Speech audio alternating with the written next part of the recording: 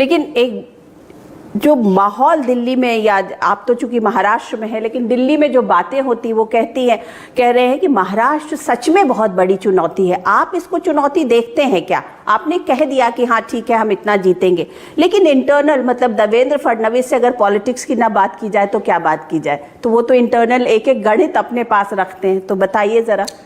नहीं, चुनाव तो चुनौती होता ही है। देखिए, किसी भी चुनाव में आप कॉम्प्लेसेंट हो जाए, आप ये समझ ले कि हम जीतकर ही आने वाले हैं, तो कहीं ना कहीं आपके एफर्ट्स कम पड़ते हैं, और कम एफर्ट्स ये चुनाव में आपको हानि भी दे सकते हैं। तो इसलिए मैं तो हर चुनाव को चुनौतीपूर्ण मानता हूं, लेकिन तैयारियां हमने बहुत की है और लगातार की है, और ऐसा कोई भी मुझे पॉइंट नहीं लगता कि जिस पर हम बैकफुट पर हैं। सारे मुद्दों पर हम लोग एक जिसको फ्रंट फुट पर हम लोग खेल रहे हैं। और अभी मोदी जी की कुछ रैलियां भी हुई, उन रैलियों में जो रिस्पांस मैंने देखा, देखिए एक होता है भीड़ और एक होता है रिस्पांस देने वाले लोग।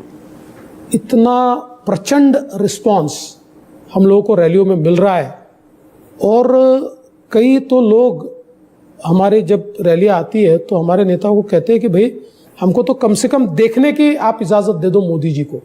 तो ये जो एक आकर्षण उनके प्रति है, अब तो 10 साल हो गए, तो अब तो आकर्षण काम के कारण है। अब आकर्षण केवल कोई सेलिब्रिटी इसलिए तो आकर्षण नहीं है। तो लोगों तक मोदी जी पहुंचे, इसलिए चुनौती जरूर है, लेकिन चुनौती को पार करने की पूरी हिम्मत है, ताकत है और मंशा भी है। राहुल गांधी का भी एक बयान आया था, उन्होंने कहा कि हम बीजेपी को 150 के अंदर ले आएंगे। मुझे लगता है कि राहुल जी ने यह प्रयास करना चाहिए कि विपक्ष का नेता बनाने जितनी सीटें उनको मिले। और आज मैं भी सवाल पूछना चाहता हूं कि ऐसा कौन सा राज्य है कि जहां उनको भर भर के सीटें मिल रही है? ऐसा मुझे कोई राज्य नहीं दिखता। उनकी तो परिस्थितियां, जिन राज्यों में उनकी सरकारें हैं वहां पर भी ठीक नहीं है, वहां पर भी उनकी सीटें बहुत घटने वाली है या उनको नहीं मिलने वाली सीटें।